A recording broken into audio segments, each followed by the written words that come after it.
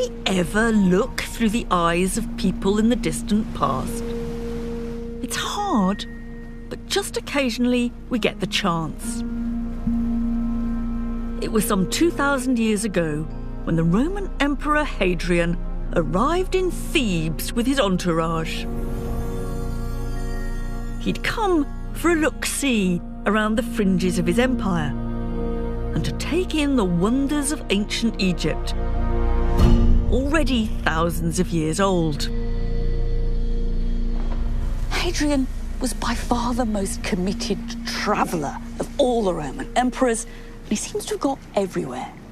And on this occasion, he wanted to visit perhaps the most famous heritage site in Egypt, perhaps the greatest five-star tourist attraction of the whole of the ancient world. It wasn't the Great Pyramids he longed to see, but these colossal statues.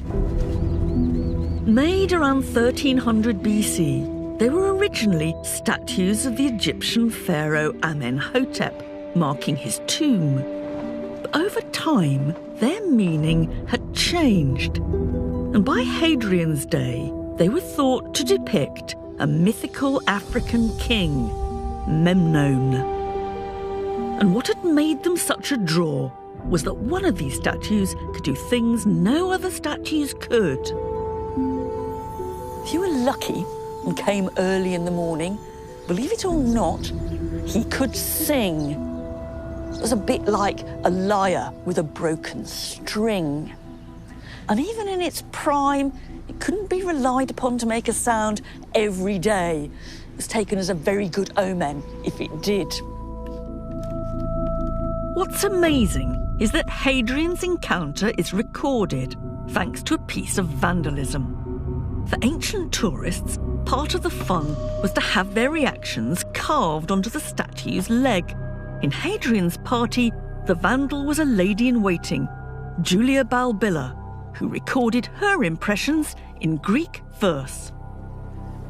I've waited half my life to be up here, searching out Balbilla's poetry. Here is one of the things she wrote, and in some ways, this is the beginning of her diary of the Memnon experience, because on this occasion she says that they got here really early, but they didn't hear anything. But there's another one. It's got Julia Balbilla's name written at the top, and this is a bit more triumphalist, because here she says her lord Hadrian actually heard Memnon. The truth is, it's not great poetry, but the verses do give us that kind of first-hand glimpse of what it felt like to be here. And there's something touching about being able to tread in the footsteps of Hadrian's party, to share their gaze, even if we can't actually hear the singing. Nobody knows exactly how the sound was made or why it stopped, because the statue's completely silent now. But one thing I think is clear.